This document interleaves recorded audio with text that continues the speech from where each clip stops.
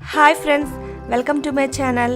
ఈరోజు వీడియోలో నేను మీకు స్టఫ్డ్ ఇడ్లీ ప్రిపరేషన్ అలాగే దాని హెల్త్ బెనిఫిట్స్ వివరిస్తాను. Let's begin. దీనికోసం మనకు కావాల్సిన ఇడ్లీ బ్యాటర్ అలాగే గ్రీన్ లీవ్స్ చట్నీ.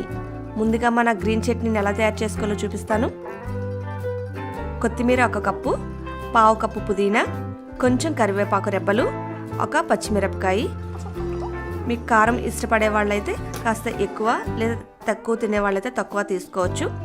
2 స్పూన్లు తరిగిన క్యారెట్ ముక్కలు, 1/2 టీ స్పూన్ అల్లం ముక్కలు, 1/4 టీ స్పూన్ సోంపు లేక జీలకర్ర,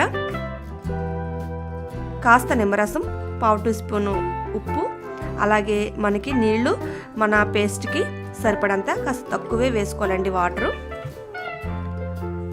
ఇకపోతే మన ఇడ్లీ బ్యాటర్ ఇలా 1 డ్రాప్ కన్సిస్టెన్సీలో ఉండాలండి ఎప్పుడు కూడా. ఇంకా ప్రాసెస్ మొదలు పెడదాం. ముందుగా మనం ప్లేట్లో ఇడ్లీ బ్యాటర్ ఈ విధంగా హాఫ్ క్వాంటిటీ తీసుకోవాలి. దీనిపైన మనం తయారు చేసి పెట్టుకునే గ్రీన్ చట్నీని కొంచెం కొంచెంగా చూపించే విధంగా వేసుకోవాలి. ఇలా వేసుకున్న తర్వాత మన ఇడ్లీ బ్యాటర్తో కంప్లీట్గా ఫిల్ చేసుకోవాలండి.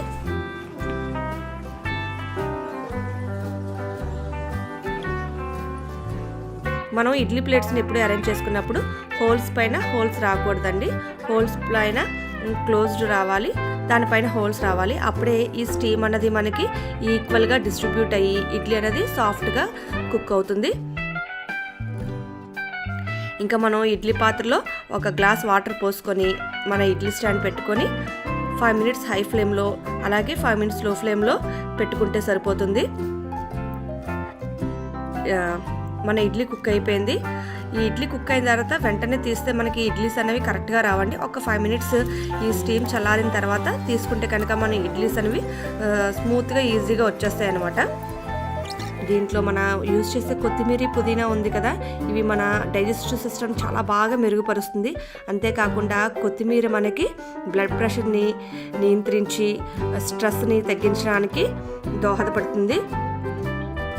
ఈ కుక్ అయిన ఇడ్లీని ఇప్పుడు మనం మధ్యలోకి కట్ చేసుకుంటే కనుక చూస్తున్నారు కదా, మన గ్రీన్ చట్నీ ఈ వైట్ ఇడ్లీలో ఈ గ్రీన్ కలర్ చట్నీ ఎంత అందంగా ఇప్పుడే తినేసేలాగా నోరు ఊరిపోతుంది. ఫ్రెండ్స్, ఈ వీడియో మీకు నచ్చినట్లయితే లైక్ చేయండి, మీ ఫ్రెండ్స్కి షేర్ చేయండి, నా ఛానల్కి తప్పకుండా సబ్స్క్రైబ్ చేసుకోండి. Thank you for watching.